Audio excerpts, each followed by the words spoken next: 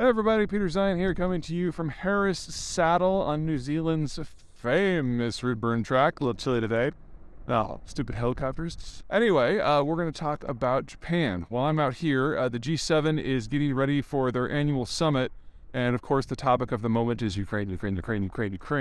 And the Japanese have decided to belly up the bar with a significant amount of cash to support the Poles, who are in turn supporting the Ukrainians. Now, historically speaking, unless you're talking about pure humanitarian relief for things like hunger, the Japanese have really had a really small footprint in international relations, and it has to do with their geography. So it's a series of volcanic islands that have little enclaves where people can live. So relatively weak infrastructure linking the sections historically speaking. It's really only in the modern age that that's changed.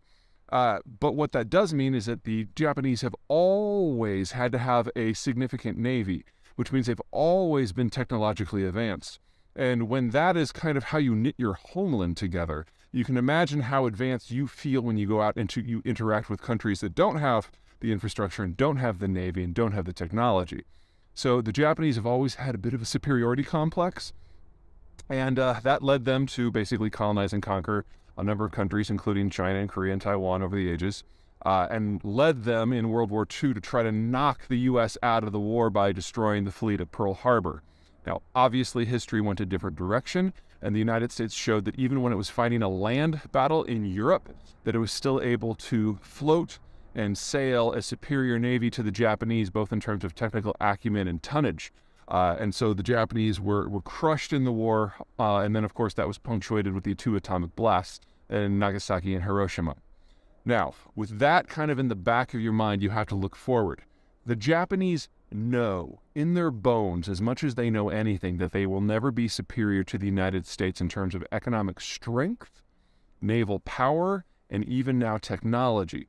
They're a first world power. That is no joke. It's the second most powerful navy in the world. I'm not trying to talk them down, but they realize that there's a limit, that they can't go past number 2 as long as the United States is in the game.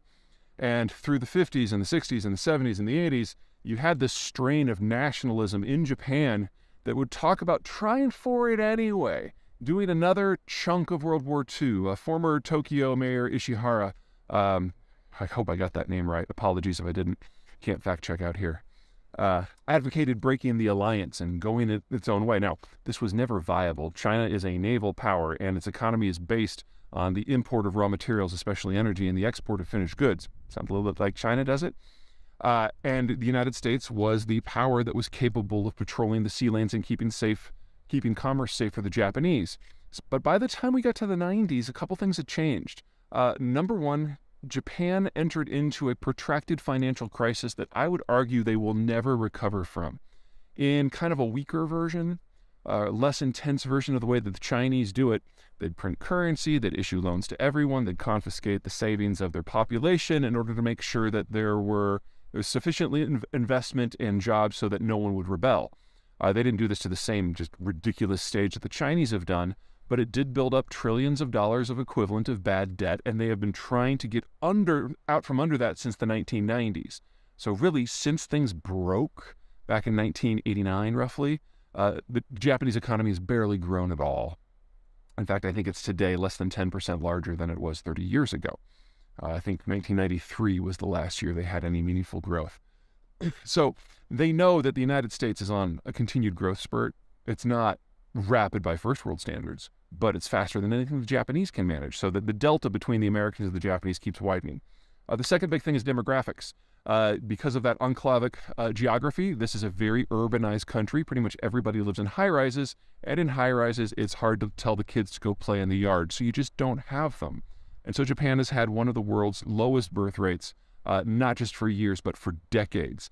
And by the time they got into the 1990s, it was pushing towards retirement that even the nationalists in Japan realized that the dream was really dead.